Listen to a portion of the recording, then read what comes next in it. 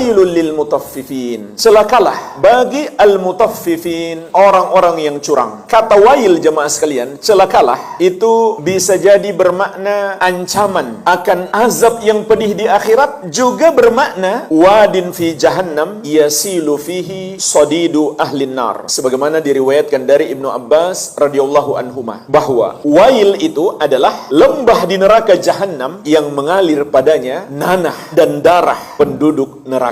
Lalu siapa yang dimaksud dengan al-mutaffifin, orang-orang yang curang? Maka tafsirnya berada pada dua ayat berikutnya. Alladzina idzaktalu 'alan nasi yastawfun. Orang-orang yang curang itu apabila mereka menakar atau menimbang bagi mereka atas manusia, maka mereka minta disempurnakan. Sebaliknya, wa idza kaluhum aw wazanuhum yukhsirun. Tatkala mereka menakar atau menimbang kepada orang lain, mereka berbuat curang. Inilah yang dimaksud dengan al-mutaffifin. Kalau untuk hak mereka, katakanlah mereka membeli sesuatu di pasar, mereka minta ukurannya harus sempurna, nggak boleh kurang sama sekali. Giliran mereka yang menakar atau menimbang untuk orang lain, mereka berbuat curang. Imam Ibnu Utsaimin rahimahullah dalam tafsir beliau mengatakan, wa hadzal mithal alladzi dzakarahu Allah jalla wa ala fil kaili wal mizan huwa mithalun. Contoh yang Allah sebutkan dalam ayat ini terkait dengan takaran dan timbangan itu hanya satu contoh. Fayuqasu alaihi kullu ma syabbahahu. Maka seharusnya dikiaskan kepadanya semua yang menyerupainya. Artinya jemaah sekalian, ini bukan hanya berlaku bagi takaran dan timbangan. Ini berlaku dalam semua hal.